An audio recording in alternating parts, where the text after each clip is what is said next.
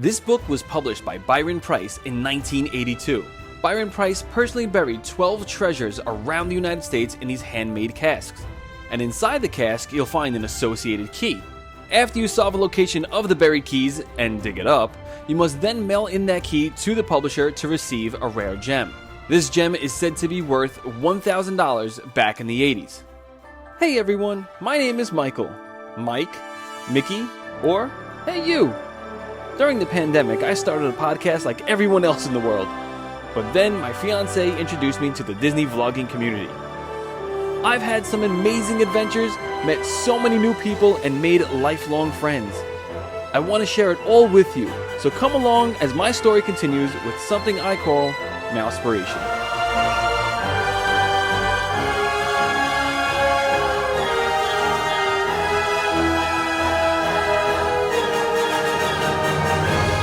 Alright, welcome back everybody, and like I said in our last vlog, we introduced you to The Secret, this book here, A Treasure Hunt, and we found out that there is treasure buried somewhere in New York, and we're trying to uncover all the theories of where this treasure possibly could be. So let's start at the beginning. The reason why we do believe that it is in Manhattan is when you take a look at the actual painting, you can see what is perceived to be the Statue of Liberty's face.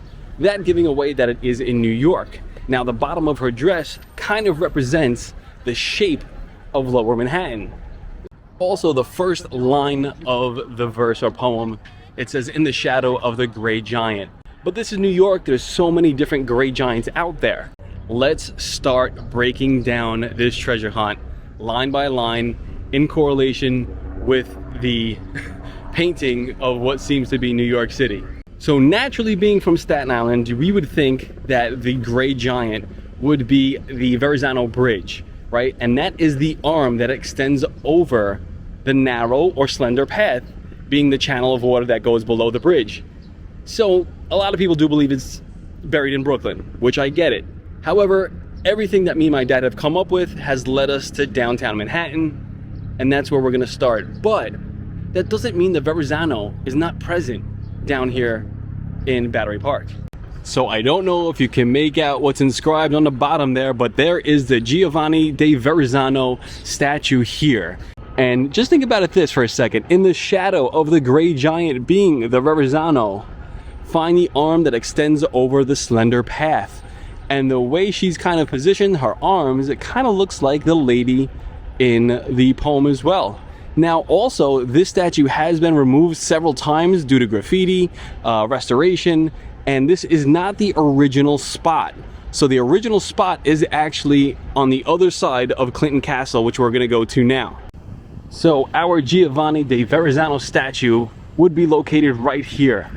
We would be looking at that lady on the bottom, and her arm would be extended over the narrow path. That is going to lead you to the East Coast Memorial Monument that we're heading to right now. So let me go ahead and flip you around, and that's where we're heading. And here we are at the East Coast Monument, and look what represents the East Coast Monument. An eagle, right? Look at the wings, look at the way it's positioned. It almost looks like the top of the painting. Not only that, but if this stupid ferry for the Statue cruises wasn't in the way, you would be looking directly at the Statue of Liberty. So here we are at the bottom of the East Coast Monument, and you can see the Statue of Liberty. You can also see Ellis Island right next to it. And what can you see? The top of Ellis Island, which again is represented in that painting. There's still a lot more things to uncover right here in the monument. So the next line in the verse states, "In summer, you'll often hear a whirring sound. Cars abound." In the summertime, what's flying over us currently right now a bunch of times is a lot of helicopters, whirring sounds. Or it may be even the whirring sounds of the propeller taking you to Statue of Liberty tours. The Staten Island ferry used to put cars on the bottom and used to be able to drive directly into Manhattan. So after I've been putting in the legwork and communicating with my dad, who is back at like our home center or whatever, we were constantly talking back and forth and trying to figure out where the next line takes place. It says, although the sign nearby speaks of Indy's native, the natives speak of him in hard word in 3 vols. Vols possibly meaning volumes? Well, there's a bunch of names on monuments behind us. Let's see if we can find Hamilton 3 times. So here we are behind one of the very first pieces of the monument that have all these names of veterans here. And at the very bottom over here, we have Hamilton written twice. So we have Charles F. Hamilton, Robert B. Hamilton, and if we jump over to the next part, and as we look through H, we have a James G. Hamilton up there as well. So that is Hamilton written 3 times in 3 volumes right here at this monument. Now, when it comes to the clock may be given to us to tell us how many steps we have to take. But there's also a clock in the shore over that way. There's a clock that represents the Bowling Green train station, which is over that way. Okay, so using that clock, it says take twice as many east steps as the hour. So if the hour is on 11 o'clock, then we're going to take twice as many, or 22 steps east from one branch of the V. But what is one branch of the V? So think about it. We have 2 branches of V, of veterans, of valor, and we have Hamilton's name appearing 3 times in a hard word, or carved into stone 3 times. We see the Statue of Liberty, we see Ellis Island, we see just about everything, and we are able to decipher everything. Now we have to take twice as many east steps as the hour, or 22 steps from one branch of the V, or more from one branch of the V. Well, there's 2 branches of government here, so depending where you're staying, you would take 22 east steps. Now, if I'm taking steps from this wall here, I'm gonna end up in the middle of concrete, which is mostly New York. So here, I'll stand with my back towards in the middle of one branch of the V. Here I am looking at my map, I have my compass out, and east is heading right up this way here, directly at this tree right here. Not that hard to get to, not that hard to walk to. There's some stones around the tree here. Look down and see simple roots, the roots of the tree, or gaze north towards the Isle of B, towards Bowling Green. So I'm guessing gazing north towards the Isle of B would mean it's on this side of the tree, the north side of the tree. There's also these trees around here that could be seen in the water. I think they're sycamore trees or something like that, but these trees kind of represent what we are seeing in the water. I'm gonna see if there's another path around here that we can probe, because this does not seem like a public flower bed to me. This seems like this is where the treasure is buried. Now, it said it could be buried as much as 3 feet down. So to dig here, you definitely are gonna raise up some suspicion.